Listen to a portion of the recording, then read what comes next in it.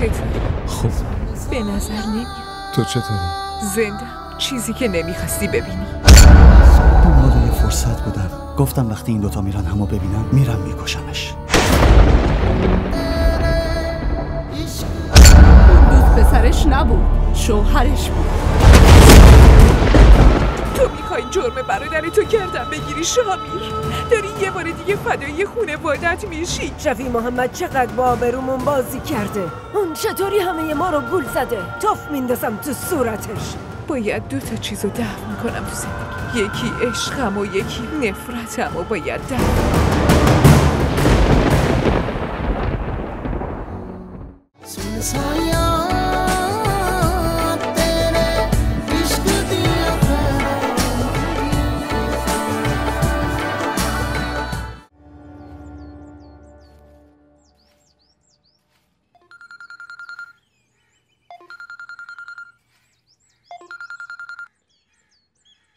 الو هوری، چه خبر شده؟ باشه حالا ولش کن. بگو سفرت چطور پیش میره؟ سفرم بره به درک. من اومدم مسافرت. تو بهم یه پیام ندادی که چه خبر شده؟ خودمم نفهمیدم که چی شده. ای خدا جمال، من اصلا باورم نمیشه. خودمم دارم سعی میکنم باورم بشی. اینم باورم نمیشه که شاهمیر همچین کاری کرده باشه. آره، مامانت میگفت که احتمالاً اعدامش میکنن. قطعیه؟ آره اعدام میشه. باید دوتا چیزو دفن کنم تو زندگی. یکی عشقم و یکی هم نفرتم و باید دفن کنم. دیگه هیچی برام نمونده.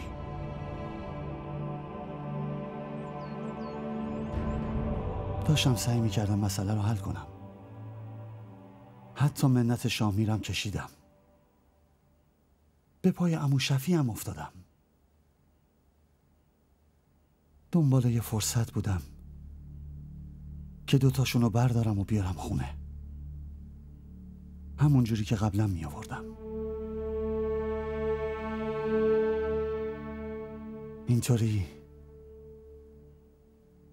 اینطوری اون همیشه زبونش پیش شاهمیر کوتاه بود. دیگه نمیتونست پاشو از خونه بیرون بذاره. شاهمیرم هر کاری دلش میخواست میکرد. ولی این شاهمیر بود که از خونه گذاشت رفت. برای همیشه. برای همین یه راه دیگه پیدا کردم. گفتم وقتی این دوتا میرن همو ببینن میرم میکشمش. اینطوری شفیع شرمنده میشد و آبروی ما برقرار میموند. ولی نمیدونم چطوری شاهمیر رسید اونجا. من که میکشتمش یه جا گم و گور میشدم. از اونجا میرفتم. کسی هم خبردار نمیشد.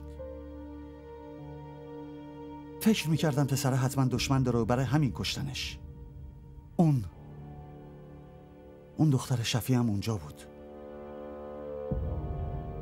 ولی آخه شاهمیر اونجا چیکار میکرد؟ یعنی انقدر بی غیرت شده که اومده معامله کنه که تو برای خودت خوش باش و من برای خودم. وگرنه کیه که با دوست پسر زنش آخه؟ اگه بی غیرت بود تناب تو رو گردن خودش نمینداخت. از پلیسا که کتک میخورد ساکت نمیموند. الانم به جای اون تو منتظر مرگت بودی. خبرداری که برای چی رفته بود اونجا؟ معلوم نیست چی تو گوشش خوندی و فرستادیش بره. رفتش هوری رو بیاره.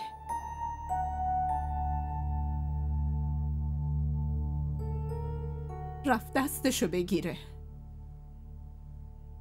رفت بیارتش؟ پس برای چی نرفت خونش؟ با مادر پدرش حرف میزد، به ما میگفت، میرفتی با عزت و احترام میآوردیمش. برای چی رفت تو کوچه و خیابون ببینتش؟ اونم با اون دوست پسرش. اون دوست پسرش نبود. شما از هیچی خبر نداری. من خودم با چشمای خودم دیدمشون. من که کور نیستم که فرق بین دوست و معشوقه رو نفهمم. تو کور نیستی، ولی خودت چشماتو بستی. غیرت الکی، آبرو و رسومات بیخودی، اینا نمیذارن هیچی رو ببینی.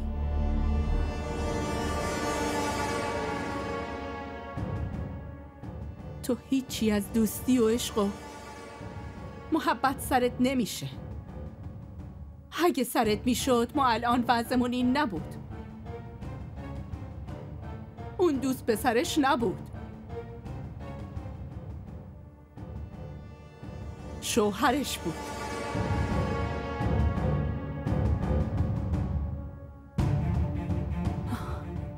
آره، شوهرش بود.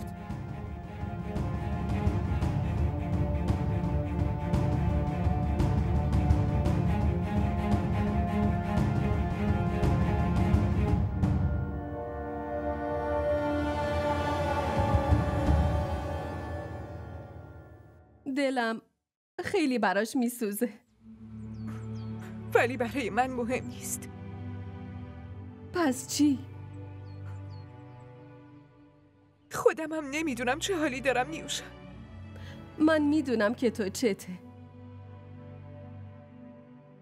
تا دیروز فقط میخواستی انتقام بگیری. تو از شدت عشق به جمال بهش حمله میکردی. امروز کشتیشو. نشستی بالای جنازش داری گریه میکنی چون که تو دوستش داری. میدونی بدشانسیت کجاست؟ عشق تو باعث شد که 2 مرد همدیگر رو بکشن و الانم خودت تنها شدی. ولی اون میخواست منو هم بکشه. ممکنه نشونش خطا رفته. شاید اون فقط میخواسته جمال رو بکشه. کسی که اولین بار شلیک میکنه. نیوشا لطفاً بس کن. این نفرتی که ازش دارم و ازم نگیر. این نفرت واسه من از عشق جمالم واجب تره. بین 2 قبر گیر افتادم من. میخوام این نفرت رو زنده نگه دارم نیوشا، که زنده بمونم.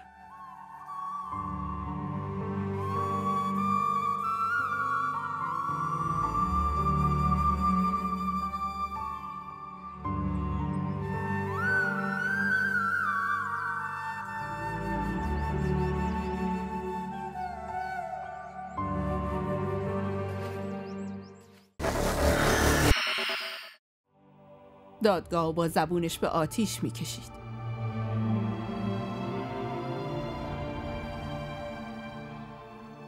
گل نمیپاشید.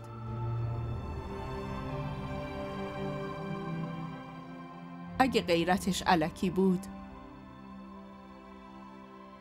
هیچ وقت تو دادگاه راستشو نمیگفت.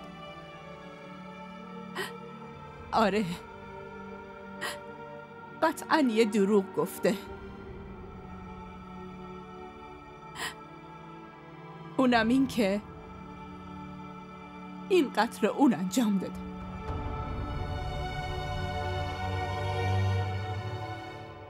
اون تیراندازی نکرده آقا شفیع. اون جرمی مرتکب نشده.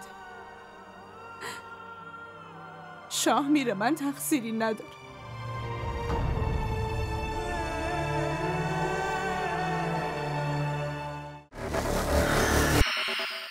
اون پسر این شرطو گذاشته بود که حوری و جلوی شاهمیر طلاق میده تا بتونه به شاهمیر بگه که هوری رو چقدر دوستش داره. میخواست از شاهمیر این قول هم بگیره که هوری رو تا ابد خوشبخت کنه، با خودش ببرتش خونش. مادر جان، فقط برای همین بهش اصرار کردم بره.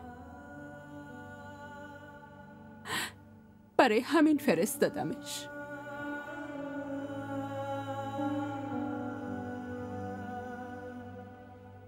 برای همین از شاهمیر ناراحت بودم که چرا این کار کرده.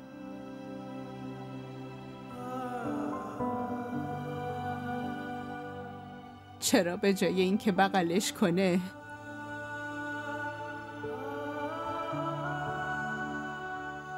بهش شلیک کرد. پسری که با کلی عشق بزرگ کردم چطور میتونه اینقدر نفرت انگیز باشه؟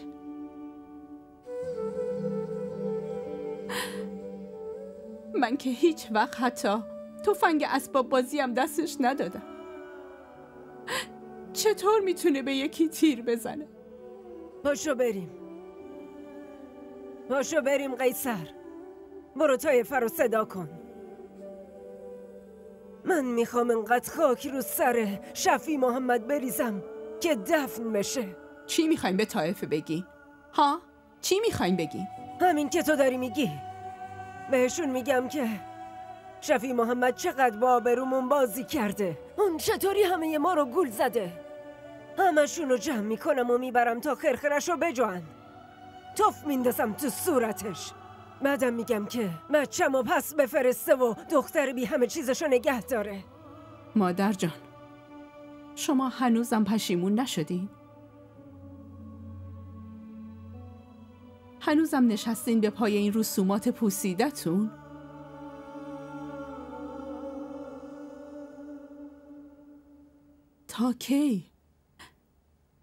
تا کی میخواین ادامه بدین؟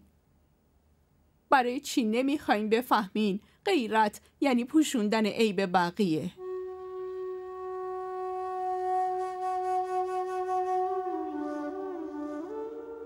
با این رسومات الکی خوشی و عزت و آبرو رو توی یه صندوق ریختین. دقیقاً همونطوری که تو صندوق اتاق نمورتون همه چیزای قدیمی رو نگه می داشتین. بس کن مادر، بس کن. شما هیچ جا نمیرید، همینجا میمونید. شاهمیر پسر منه، نه شما.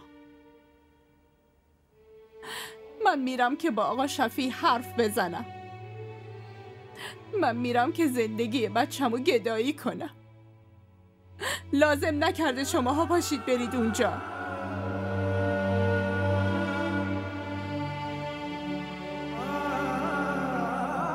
لازم نیست کسی کاری کنه.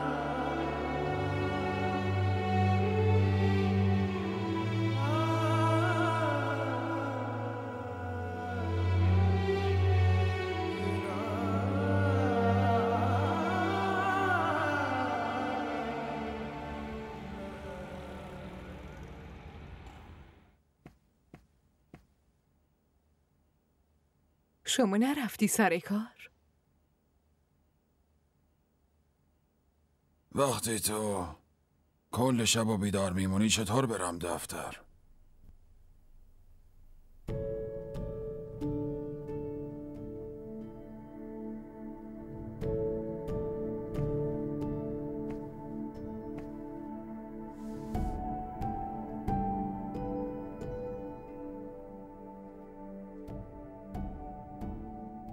میخوام برم ببینمش. شاهمیر رو؟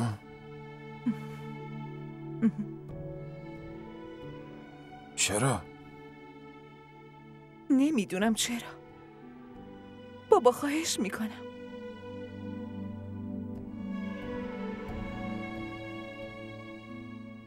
اول فکر کن میخوای چی بهش بگی و چی ازش بپرسی.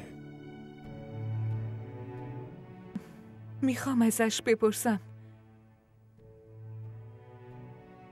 واسه چی همچین کاری کردی؟ برای اینکه این غیرت الکیه. این درندگی بخشی از خونشه دختر. نه آقا شفیع.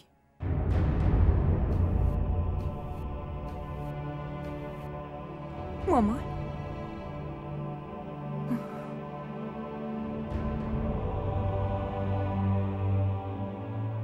اگه این درندگی تو خونش بود دادگاه با زبونش به آتیش میکشید.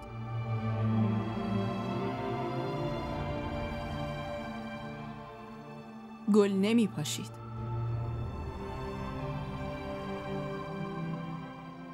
اگه غیرتش الکی بود هیچ وقت تو دادگاه راستشو نمیگفت. آره قطعاً یه دروغ گفته. اونم این که این قتل اون انجام داده.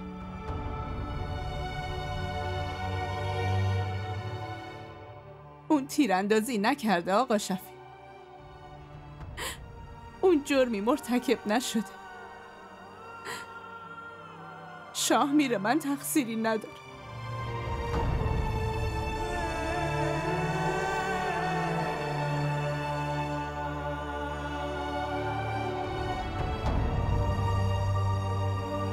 اون بی تقصیر.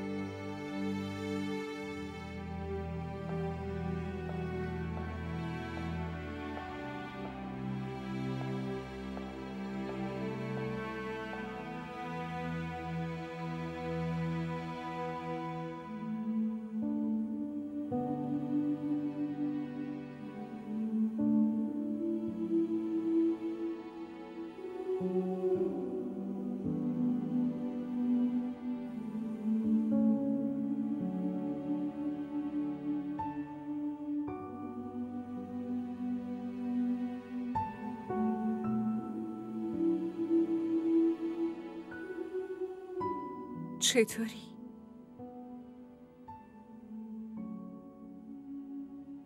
خوبم.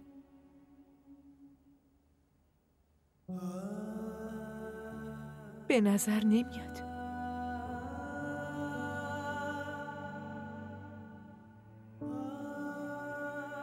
تو چطوری؟ ببین چطورم. زندم. چیزی که نمیخواستی ببینی.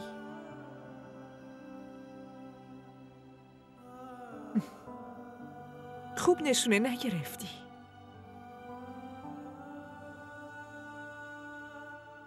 برات حکم اعدام بریدم، میدونستی؟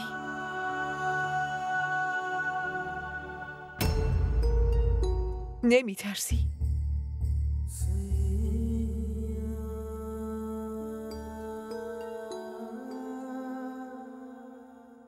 چه حسی داری؟ همچین کار بزرگی کردی، داری به اسم غیرت فدا میشی. خب مجسمتو میسازن، شعر میگن واسه نسل‌های آینده، ازت یاد میکنن. آره؟ چیزی که باید میگفتم و تو دادگاه گفتم. اونا همش دروغ بود. حقیقت همینه. مزخرف نگو شامیر، من حقیقتو میدونم.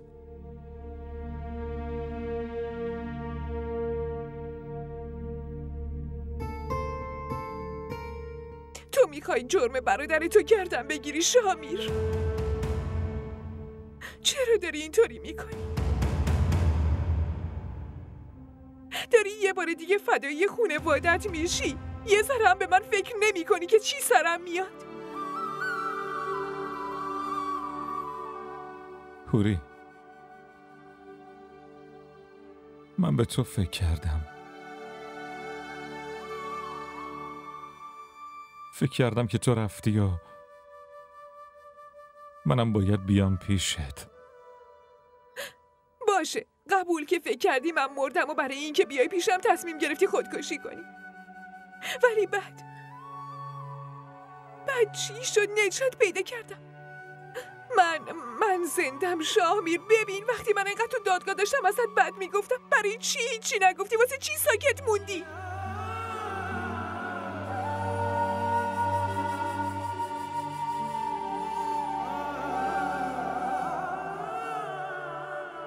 داری تنها میذاری و میری.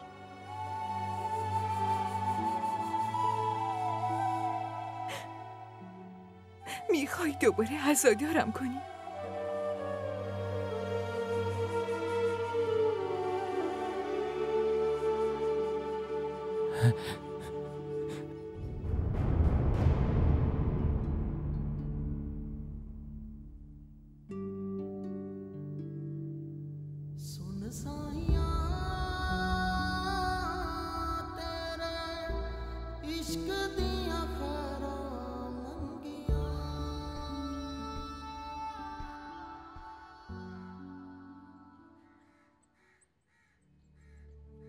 اونا چی گفتن؟ مگه نمیبینی؟ از قیافش معلومه. مامان، اونا چی گفتن؟ یه زنی 4 پسر داشت. 4 به یه جرمی محکوم به اعدام بودن. زن کلی گریه زاری کرد و حکومت دلش به رحم اومد.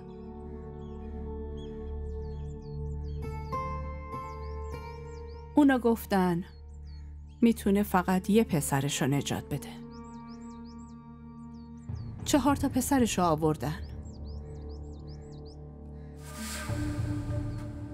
مادر اینقدر به این فکر کرد که کدومشونو نجات بده که مرد. الان منم همین حالو دارم. یعنی قبول نکردن؟ خیلی با تو دماغت بود وقتی میرفتی. یه بچه همه یه فیستو خوابوند. اون تو بغل شما بزرگ نشده. اگر اینطور بود الان عین خودتون اسیر رسومات بود.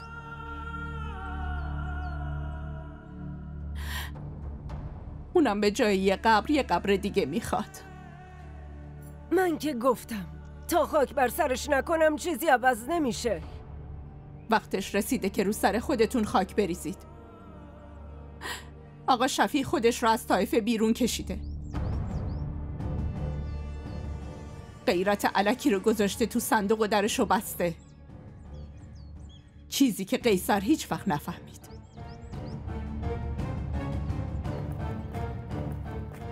تو اینو ولش کن. این از همون طایفه‌ایه که جواب سیلی رو با فوشم نمیدن. برو همه رو جمع کن تا بریم یقه شفیع رو بگیریم. میخوام ببینم کی جرأت داره رضایت نده.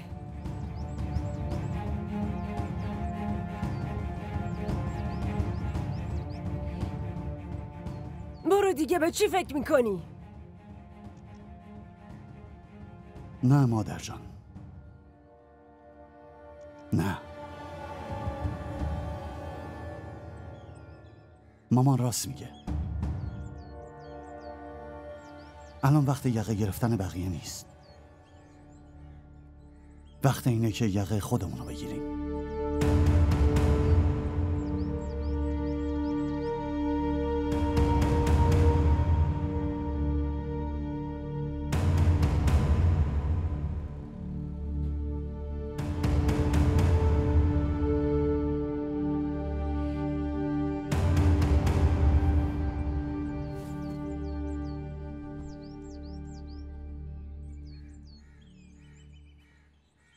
سلام نسترن خانم. سلام. منو شناختین؟ من هوریم. زن جمال، عروس شما. زن جمال، عروس من.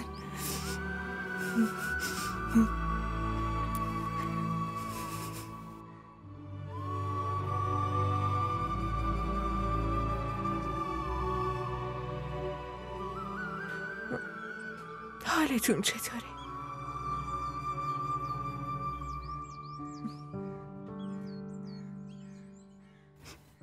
دعواها تموم شد؟ بله.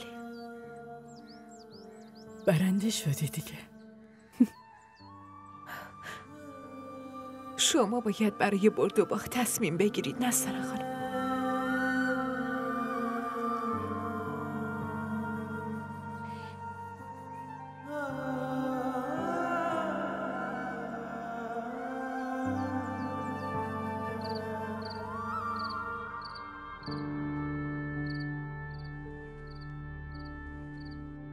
امروز تو این دادگاه برای نجات من تمام تهمتایی که به هوری زده شد همشون یه مشت دروغن. همین.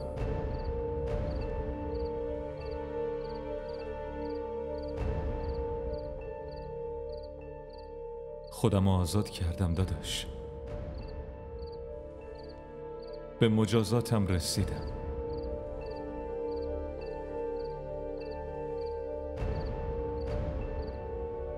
اونی که فقط یه پسر داشت تا الان زنده است. مادر شما که دیگه 2 پسر داره.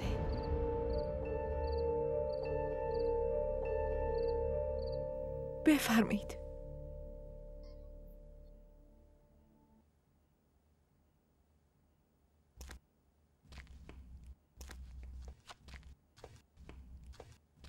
بفرمایید.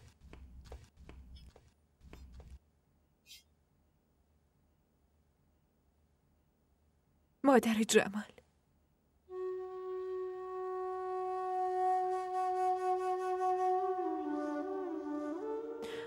بریم؟ بفرمایید.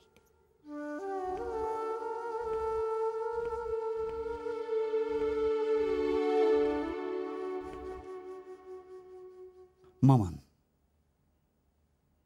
اگه ازت بخوام که شما بین 2 پسرات یکیشون رو انتخاب کنی، برات که سخت نیست نه؟ شما شاهمی رو انتخاب میکنی؟ نه پسرم. درسته توی بغل مادر جان بزرگ شدی، ولی آخرش پسر منی. ولی من میخوام شما شاهمی رو انتخاب کنی. مامان، من که مثل غلام رسول پیشت هستم، ولی کی جای شاهمی رو میگیره؟ میخوای کی رو بغل کنی؟ چه فکری داری؟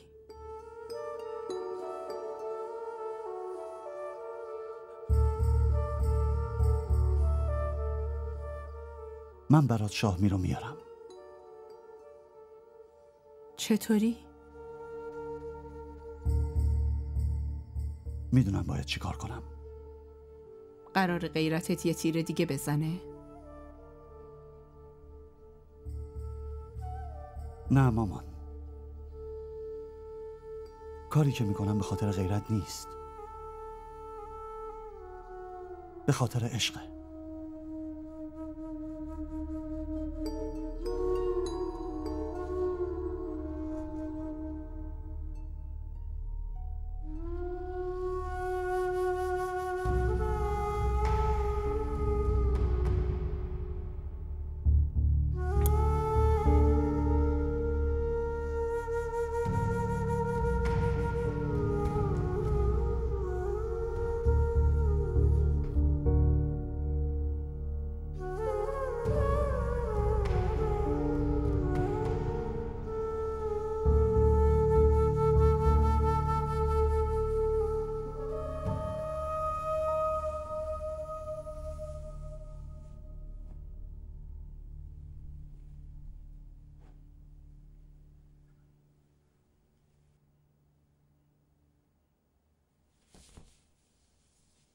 چرا اینطوری نگام میکنی؟ یه مدت طولانی نیستم. خیلی یادت میافتم.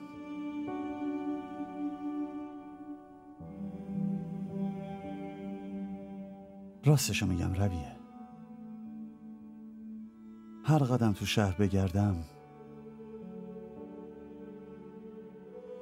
هیچ چی قشنگتر از وجود تو نیست. حالا چقدر علاقت گل کرده. همیشه بهت علاقه داشتم. این دفعه دارم میگم. دروغه. به غلام رسول قسم.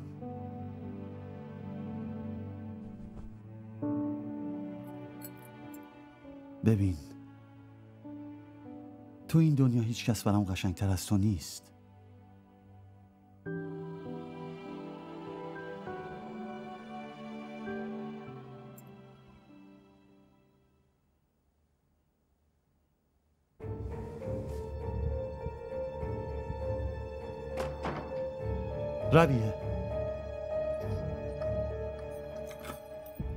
ربیه کانال ما رو سابسکرایب کنید. حمایت شما به ما روحیه میده.